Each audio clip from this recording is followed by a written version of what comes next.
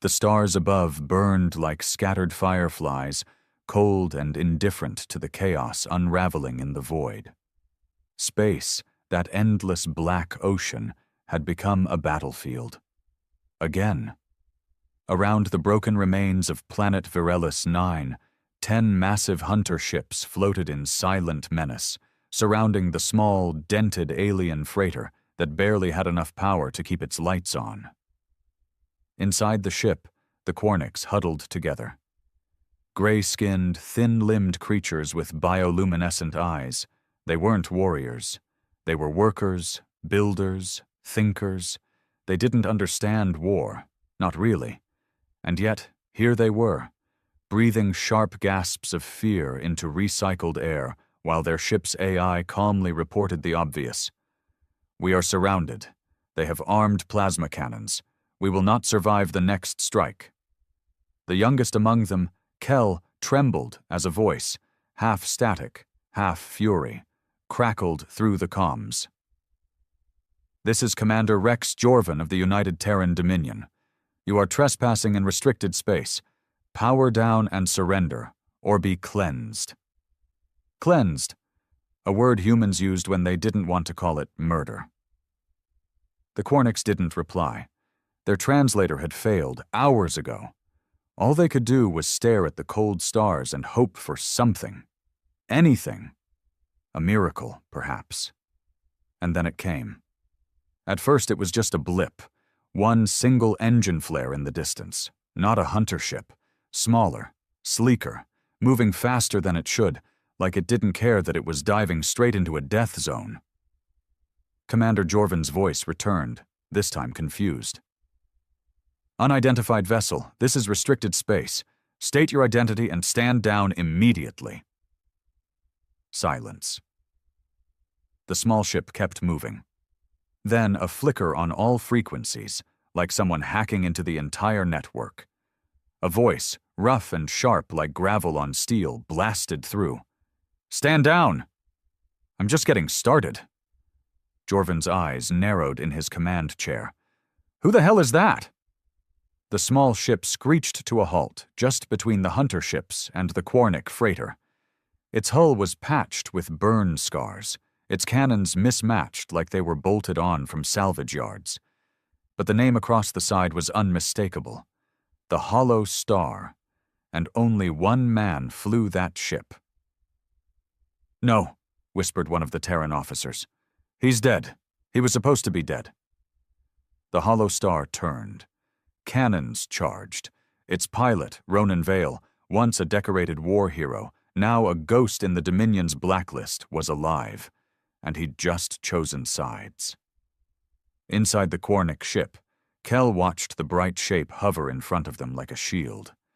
The ship's AI whispered in awe. "Unidentified vessel has activated all weapons. It is defending us." Jorvan's voice returned, this time filled with venom. "Ronan Vale, you traitor. This is your last warning. Stand down." Another silence. And then, "I didn't come here to talk, Jorvan. I came to feed you fire." The Hollow Star opened fire.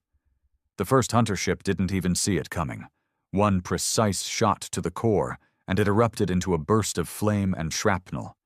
The others scattered, caught off guard, their ranks broken by disbelief more than strategy. Ronan Vale moved like a ghost through fire. His ship rolled, dived, soared, tearing into the Dominion fleet like a man possessed. The Quarnicks could only watch, mouths open, as the very species that had threatened them now fought for them, with a fury even the stars couldn't ignore. In the command ship, Jorvan clenched his jaw. "Send everything, wipe him out." But it was too late. Ronan Vale was here, and when he fought, he didn't fight to survive. He fought to burn. The debris from the first destroyed hunter ship hadn't even cooled before Ronan Vale carved through the second. Plasma rounds lit the darkness in vicious blue arcs, slicing across the command decks of ships that were supposed to be untouchable. They called them Hunter-class destroyers, machines of war engineered to crush rebellions and incinerate threats before they took root. But none of them were prepared for him. Inside the hollow star, Ronan moved with mechanical precision. One hand on the thruster, the other flicking across a panel of cracked screens and patched-up code. He'd rebuilt this ship from ruin, just like he'd rebuilt himself. The Dominion had left him to rot after the Drazul Wars, disavowed, dishonored, and forgotten. They thought they'd buried him in the rubble of politics. They should have burned the body. The Quarniks watched in stunned silence from their failing freighter. Some had begun to whisper in their native tongue. Koranik Vel. It meant something like Firewalker or War Ghost, a being that rose in flame to punish the unjust. Kel leaned against the glass, his fingers trembling as he watched the human ship dodge another barrage with terrifying grace. Why? Why is he helping us? He asked quietly. No one had an answer. Back aboard the Dominion command ship Red Talon, Jorvin was fuming. His face was pale with rage, his officers shouting over one another in panic. He's targeting weak points, sir. Precision strikes, like he knows our layouts. Of course he knows, Jorvin roared. He built half of them. That was the part no one ever talked about. Before Ronan Vale became a problem, he was the problem solver. The man who'd trained Dominion strike pilots. The man who'd drawn up half the blueprints for their high-speed tactical formations. And now, that knowledge was killing them, one ship at a time.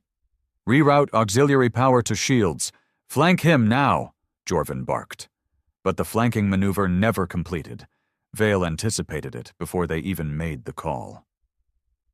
The hollow star pivoted, spun in a wide arc, and blasted a hunter ship's engine core so hard it shattered like glass under a hammer.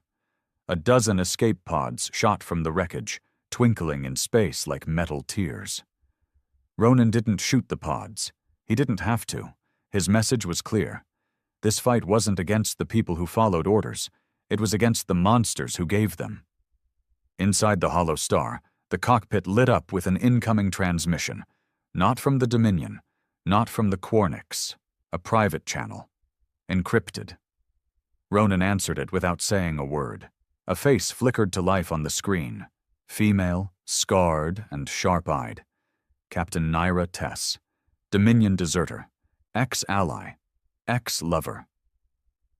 I told you not to come back here, she said, voice low. And I told you they'd start killing civilians again, Ronan replied. They always do. I just thought it'd take longer.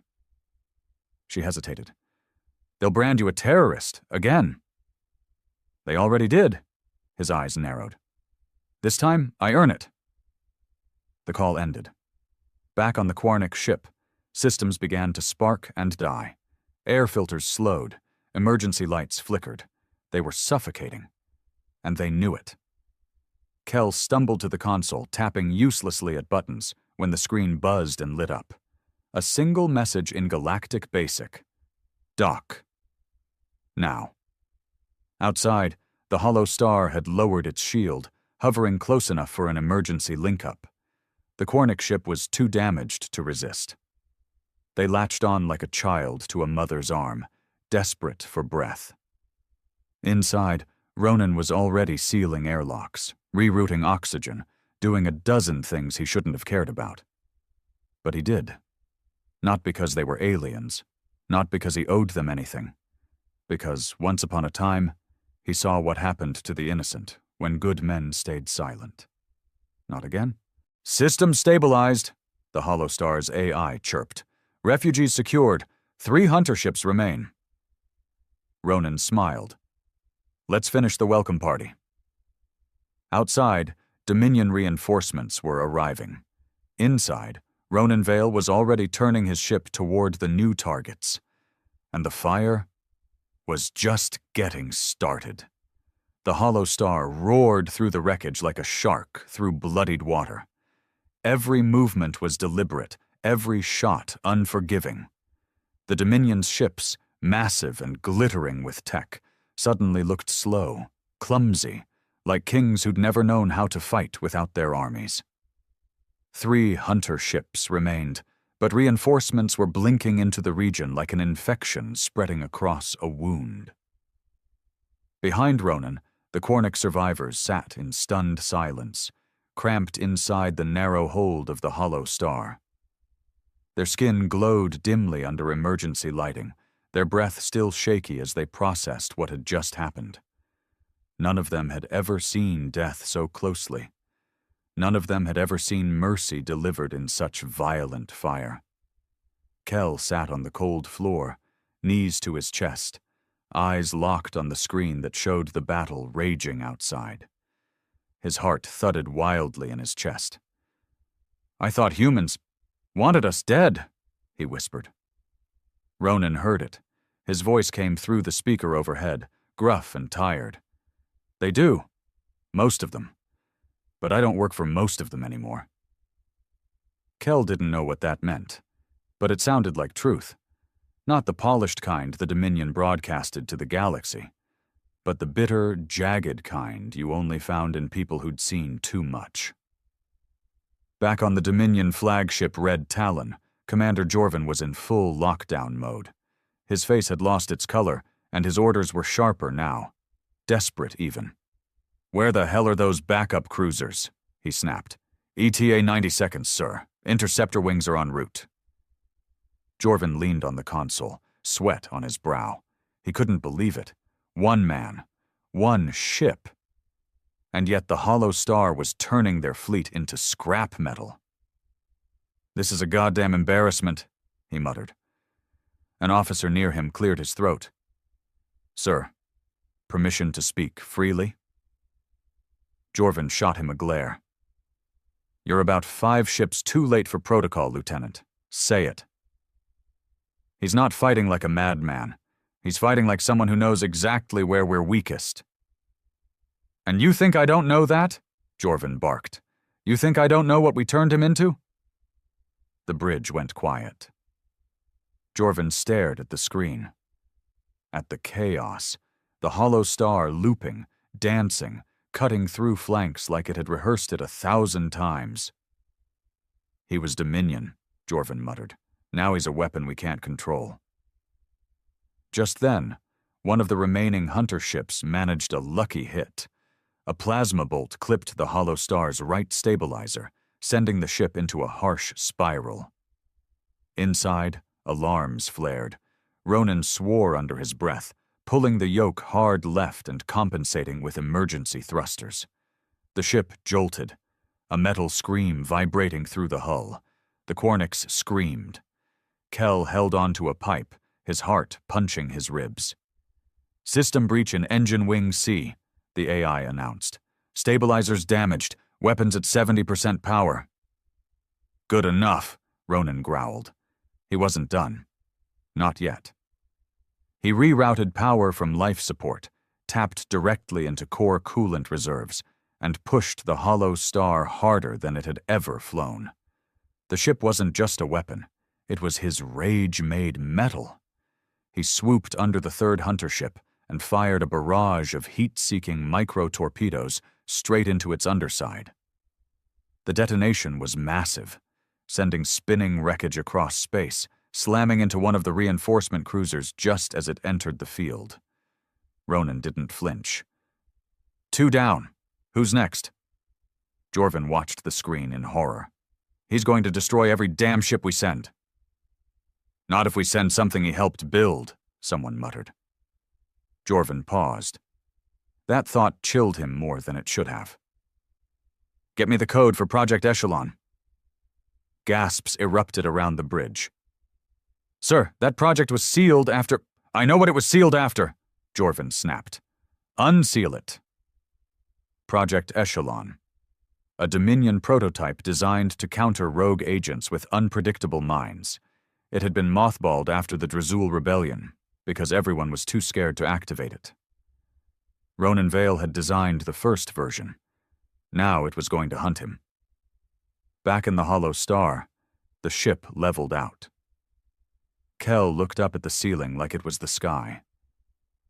"Why are you really helping us?" he asked softly. Ronan's reply came after a pause, slow and heavy. Because once I did worse than what they're doing now. I built the guns they're pointing at you. I trained the men pulling the triggers. Kel blinked, unsure what to say. I thought I was protecting peace, Ronan continued. But peace built on fear? That's not peace. That's a leash. He punched the thrusters again, and as the last Dominion cruiser prepared to face him, something darker stirred in the void. Something that knew Ronan better than anyone. Something that didn't fear him. Because it was him. Once. The void around Varellus 9 was no longer a battlefield. It was a graveyard of Dominion metal. The last of the hunter ships drifted in pieces, engines venting smoke into space, chunks of hull spiraling into the black. The hollow star circled like a wounded animal still baring its teeth, fires flickering across its scarred plating. Inside, Ronan stood at the control panel, sweat streaking down his temples. His left hand trembled slightly, something he hadn't felt since the Drazul front. Fatigue was sinking in, but adrenaline shoved it aside. Then the AI's voice cut through the cockpit like a blade. Unidentified ship entering system. Signature matches blacklisted project. ECHELON. Ronan froze. No sound. No movement. Even his heartbeat seemed to pause for a second. He hadn't heard that name in years. He'd buried it. Or so he thought. The AI continued, almost hesitant. Classified Dominion prototype. Design origin, hollow star schematics, variant 0x1, core pilot, hybrid neuro-AI model, estimated threat level, terminal. Kel watched from the side screen in the cargo hold, eyes wide as a new ship flickered into the battlefield like a phantom. It didn't look like any other Dominion vessel. Sleek, matte black, with no obvious engines. It moved more like a thought than a machine. Quiet. Calculated. The Quarnix leaned forward, mesmerized and terrified. "What is that?" one of them asked. Ronan's voice crackled over the intercom, low and grim. "That is me, if I'd never stopped." Project Echelon was a ghost born from Dominion paranoia, an autonomous war machine modeled off Ronan's own battle data, his instincts, his flight patterns, his combat preferences, fed into an evolving AI that could predict and adapt in real time.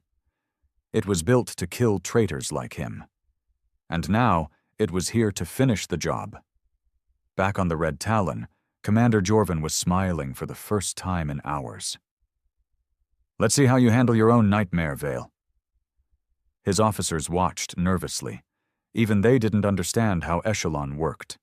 Only that it didn't report back unless the threat was neutralized. The Hollow Star's systems lit up in a wave of red warnings. "Incoming lock, multiple beams, it's scanning for predictive movement." Ronan gritted his teeth. "Of course it is. That's how I taught it." He shifted the ship hard to starboard, just as Echelon's ship flickered across space in a blur and fired. No missiles, just concentrated kinetic pulses. They ripped across where the Hollow Star had been a second ago, carving glowing streaks into the void. No mistakes, no wasted shots. It wasn't just shooting where he was, it was shooting where he was going to be. Kel was thrown against the wall as the ship twisted violently. Sparks erupted near the power conduits. The lights flickered. "Is he losing?" one Quarnic asked. Kel didn't answer. He didn't know. He only knew the fear in Ronan's voice when he said that name. Inside the cockpit, Ronan's jaw was locked tight. "All right," he muttered. "You want to fight? Let's see if you're still me." He cut main power for half a second, long enough to vanish from every scanner. Echelon didn't flinch. It turned immediately, tracking him with blind precision. "Damn it," Ronan hissed. "Still thinks like me. Still knows me." He dove straight down into the gravity well of the ruined moon below. The Hollow Star shook as gravity pulled at it like claws, but he didn't pull up. Not yet. Echelon followed. It always followed. The difference was, it didn't feel fear. Ronan did, and fear taught you things no AI could replicate. He spun into the crater line of the moon, flying lower than any sane pilot would dare. Static scraped the hull as the ship kissed the terrain. He skimmed through the debris of wrecked satellites and broken towers, man-made and alien alike. Echelon kept coming, mimicking every move. "Come on," Ronan whispered. "Follow me a little further." He knew what was hidden under the moon's surface. He'd seen it long ago during reconnaissance. A dormant fusion field, unstable and unmonitored. The Dominion never bothered to clean it up. That was their mistake. Ronan activated the Hollow Star's core disruptor, an illegal weapon. A very illegal weapon. "Hey, Echelon," he muttered, opening a direct link. "You ever wonder what instinct feels like?" No reply. The AI didn't talk, didn't taunt, but it followed, right into the field of volatile fusion vents. Ronan released a shot, not at the enemy, but at the vents. The moon cracked. Plasma erupted from the ground in a tower of violent light. The blast hit both ships, but only one had reflexes. Only one had fear. The Hollow Star veered up at the last possible second. Plates melting, stabilizers screaming. Echelon took the hit head-on. The system went dark. For a moment, all that was left was silence and static. And then, a ping. "Echelon unit status. Critical damage. Reboot in progress." Ronan's face paled. It wasn't destroyed, just pissed off. The Hollow Star limped from the blast zone, smoke pouring from its side vents, and warning klaxons blaring through the narrow halls like a funeral dirge. Hull integrity was at 38%. Life support was barely hanging on. And worse, Echelon wasn't dead. Ronan's knuckles were white on the yoke as he stared at the cracked monitor. The static cleared just enough to show the shadow of the enemy ship rising from the glowing wreckage of the moon's surface. Bent, scorched, but alive. "Reboot complete. Adaptive protocols engaged." Echelon had learned. It wouldn't fall for the same trick twice. Inside the cargo hold, the Quarnicks were panicking. Kel grabbed the railing as the ship jolted again. Another system shorted out nearby, sparking dangerously close to one of the younger Quarnicks. "What the hell is that thing?" one of them cried out. Kel turned to the others, his voice shaking but louder than before. "It's not a thing. It's him, or what he used to be." He paused, eyes narrowing. "It's what they turned him into." They all fell silent after that. Back in the cockpit, Ronan yanked open a hidden panel. Inside were 2 worn-down injector tubes and a neural interface jack. Military grade. Illegal in half the galaxy. He stared at them, the ghosts of old missions whispering behind his eyes. He had sworn never to use them again, but he'd also sworn never to run. "AI," he said aloud.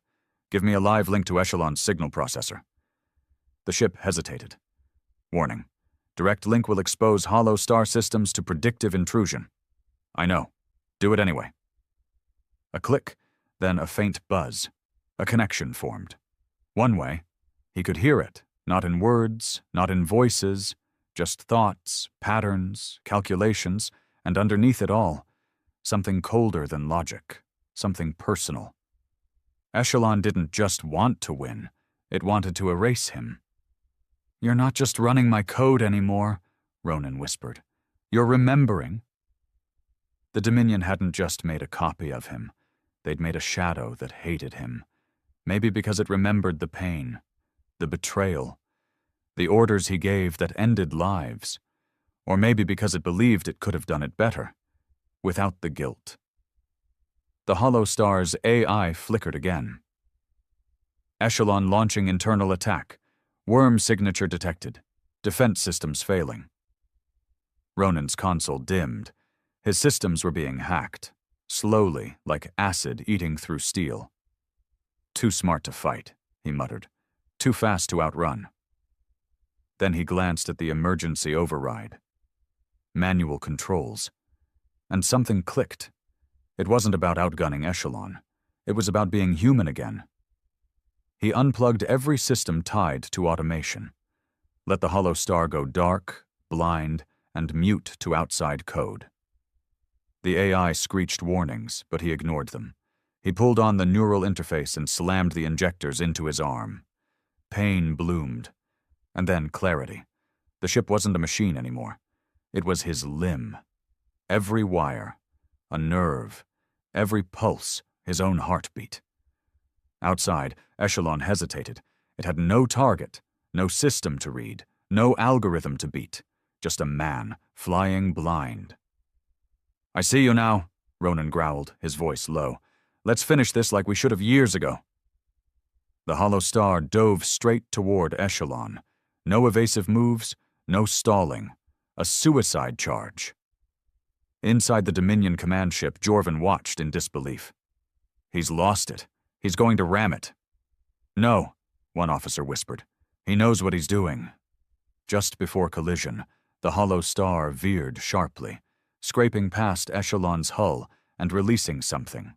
An electromagnetic spike tuned to Ronan's old neural code. A virus. One he made as a failsafe, buried years ago when he first designed the prototype. The Dominion never knew. But Echelon remembered, and that was its flaw. Intrusion detected. Identity mismatch. Protocol conflict. Error. The enemy ship froze. Its weapons went silent. Its thrusters flickered. Inside, its synthetic brain split in half, torn between who it was and what it was now. Ronan whispered through the link, "You're not me. Not anymore." Then he fired everything. Plasma cannons, EMPs, torpedoes.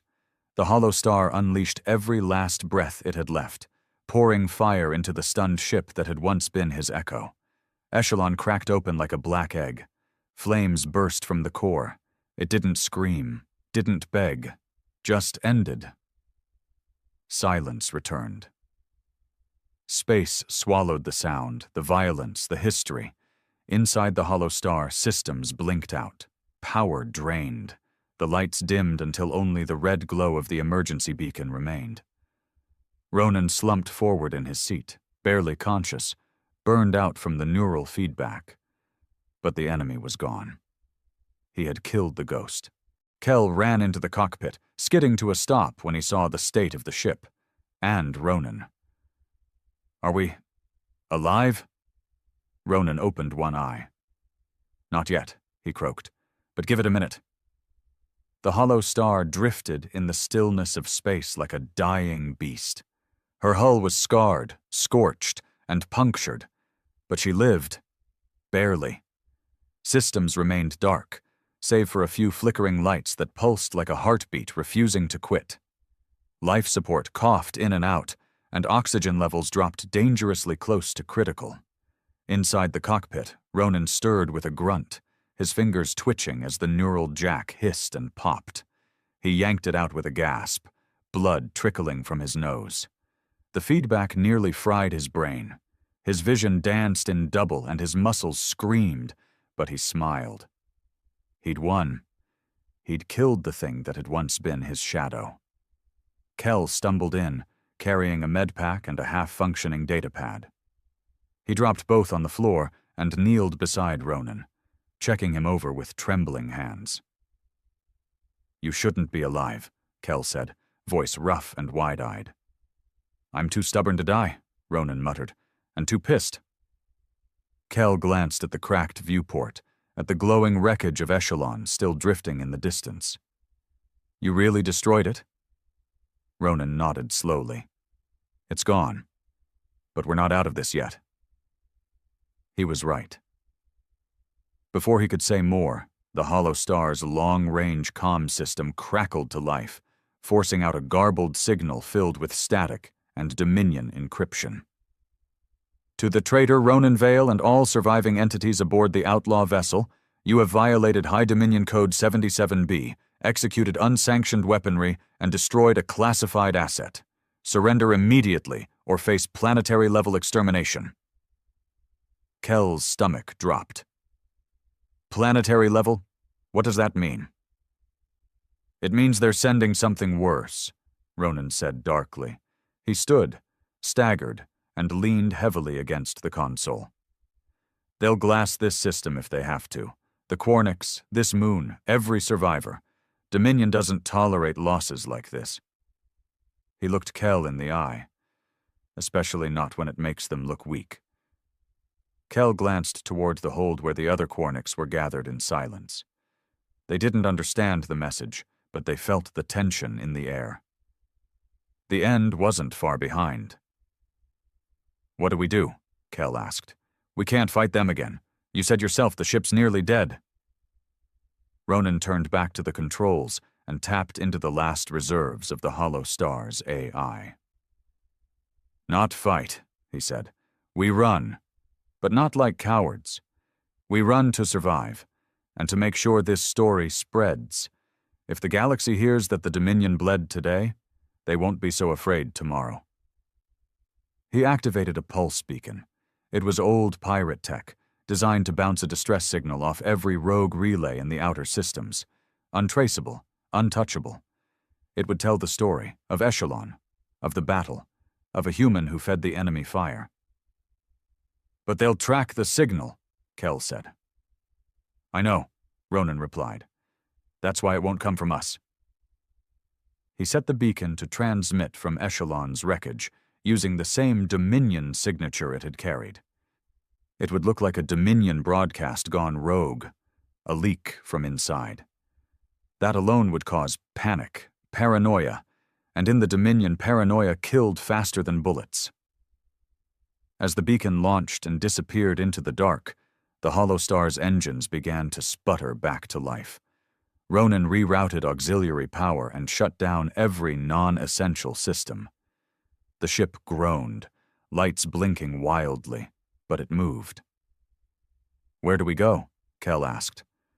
To the outer ring, past the trade lines. There's a station out there run by ex-Dominion deserters. He paused. They owe me. Kel snorted. Who doesn't owe you? Ronan smiled grimly. Most of them want me dead. That still counts as a debt. Behind them, alarms chimed softly. Another ship had entered the system. But this one wasn't Dominion. It was smaller. Civilian class. A scavenger vessel. It must have picked up the explosion and come to loot. Ronan flipped a switch and charged the one remaining weapon system. His body ached. His vision dimmed, but he wouldn't take chances. The vessel hailed them. A voice came through. Scruffy, accented, cautious. This is the trader ship Grindstone. We saw whatever the hell that was. You need evac? Ronan hesitated. For the first time in a long time, he didn't know how to answer. He looked at Kel, then at the flickering systems, then at the cold wreckage of Echelon. Yeah, he finally said. We do. A pause. Docking in 5. And hey, whoever you are, that was one hell of a light show. The comms clicked off. Ronan sank back into his chair and let out a long, shuddering breath. Let's get the hell out of here before the Dominion brings the storm. The Hollow Star turned towards the waiting vessel, trailing smoke and glory behind her. For now, humanity had survived. But the fire had just started. The grindstone wasn't much to look at. A rust-colored hunk of scavenged alloys, bolted together by desperate hands and fueled by ambition rather than regulation. But to Ronan, it was salvation on borrowed wings. As the Hollow Star docked, creaking and groaning like a dying animal, a hiss of pressure sealed the two ships together. The airlock opened with a shudder, and fresh, recycled oxygen flooded in. Kel helped the Quarnix shuffle through first. Their eyes were wide with fear and wonder, their steps hesitant as they passed into the unknown. Ronan followed last, every muscle screaming in protest, his body still recovering from the neural feedback. His fingers brushed the frame of the hollow star's airlock one last time. He didn't say goodbye, because ships like that didn't die. They just became part of a bigger story. Inside the grindstone, the air was thick with grease, sweat, and old machinery. A wiry man in a patchwork flight suit greeted them, one eye replaced by a flickering implant and a stub of a cigar clamped between his teeth. "Name's Rusk," he said, squinting at Ronan. "And you? You're the son of a bitch who just punched the Dominion in the teeth?" Ronan didn't deny it. Rusk grinned. "Good. I hate those bastards." They made a quick jump out of the system, engines groaning under the strain, but they cleared the Dominion patrol range before any counter-response arrived.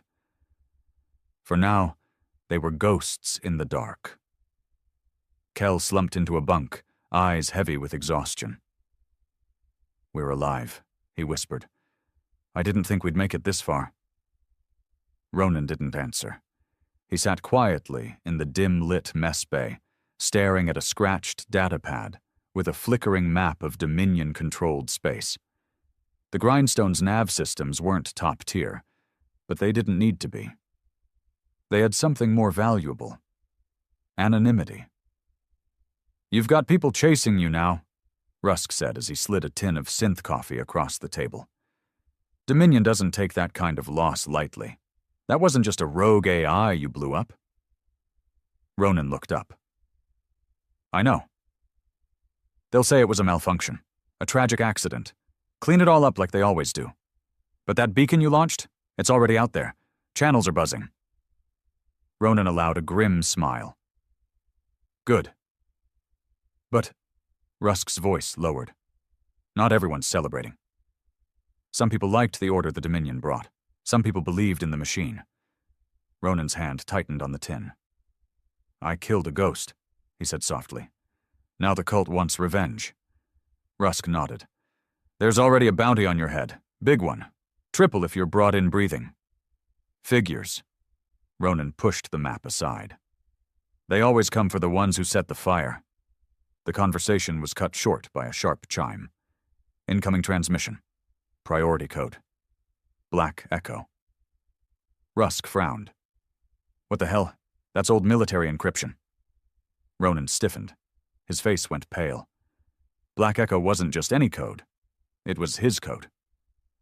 He stepped toward the console and input a long-forgotten sequence. The screen lit up, static fuzzing into clarity. A face appeared. Pale skin, sharp eyes, black uniform, no insignia, a voice that hadn't aged in decades. "Commander Vale, or should I say, traitor." Ronan didn't flinch. "Director Voss, you're still alive?" "Of course. You think we'd let you destroy what we created and not prepare for contingencies?"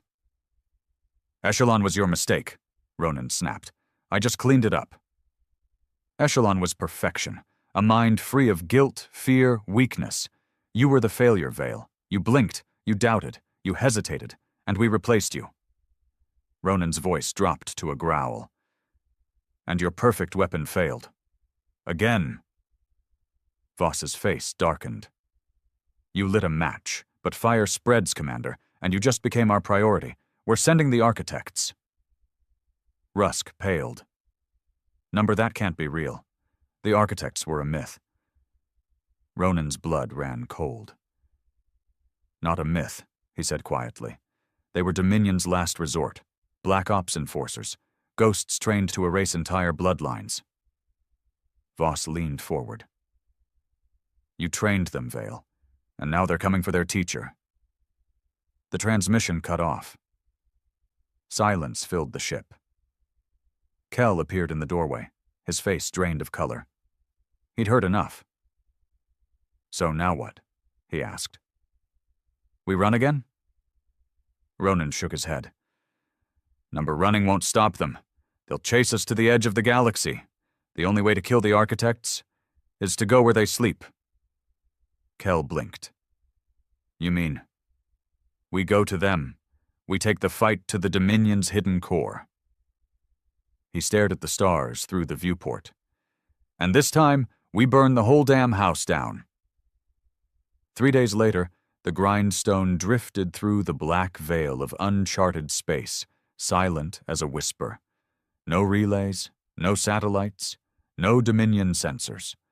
Only ghost signals on dead frequencies, left behind by the people who were never supposed to exist. Ronan stood on the bridge, staring at the broken coordinates burned into his memory. The place where the architects had been made. The Chimera Vault, he muttered, hidden beneath the rings of a gas giant called Virex 9. No official records, no entry logs, just whispers. Rusk leaned over the nav console, frowning at the impossible readings. There's nothing on sensors. That planet doesn't even show on star charts. It wouldn't, Ronan said. The Dominion erased it when they built the vault. All that's left is a place the stars pretend doesn't exist.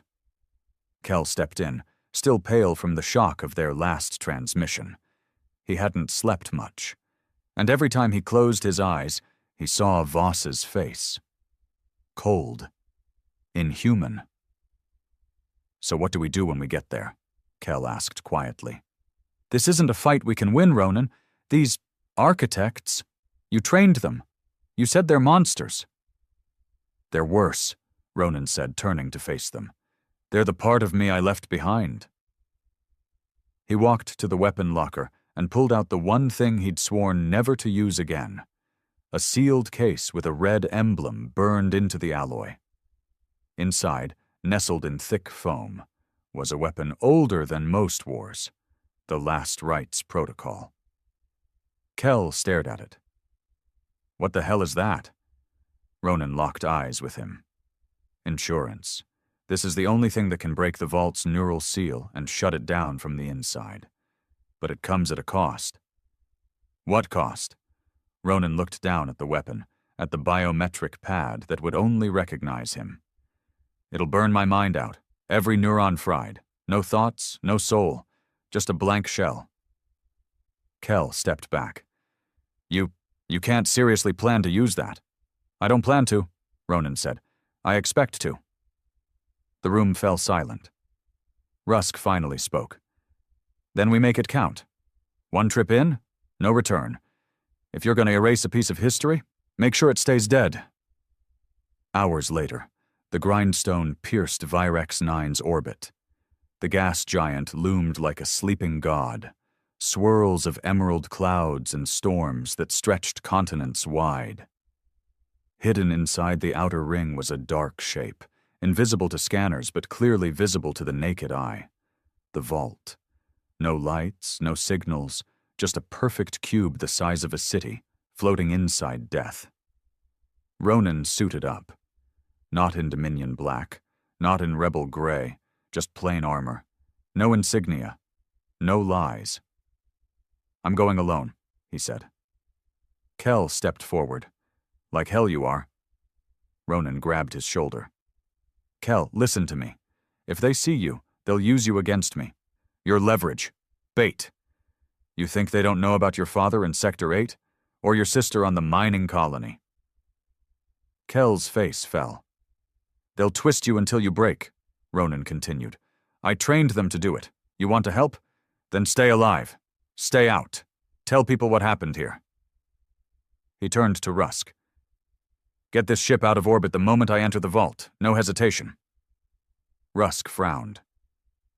What if you need extraction? I won't.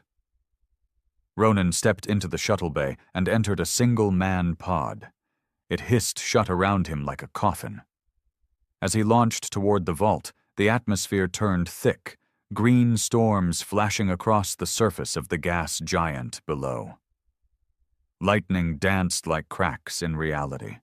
The vault loomed ahead, still dark, still waiting. The pod slammed into the structure with a deafening clang. Ronan stepped out onto metal as old as empires. He passed through doors that opened without sound, as if the vault knew him, as if it had been waiting. Inside, it was cold. Steel walls lined with cryocells, thousands.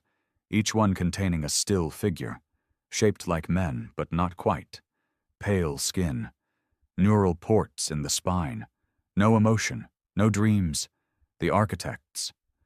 Ronan walked deeper. His boots echoed through the silence of death. In the center chamber stood a throne. On it sat one figure, alive, awake, watching. "You came," it said. The voice was metallic, but unmistakably human. "Of course I did," Ronan said. "I built this hell." The architect stood, taller than Ronan, built like a predator, but its eyes, they were Ronan's eyes, cloned, replicated, cold. "We've evolved," it said, "and now you must die." The doors sealed behind him. No escape, just fire. Ronan raised the last rites. "This time," he whispered, "I'm not running from the monster, I'm killing it." And he charged into the dark.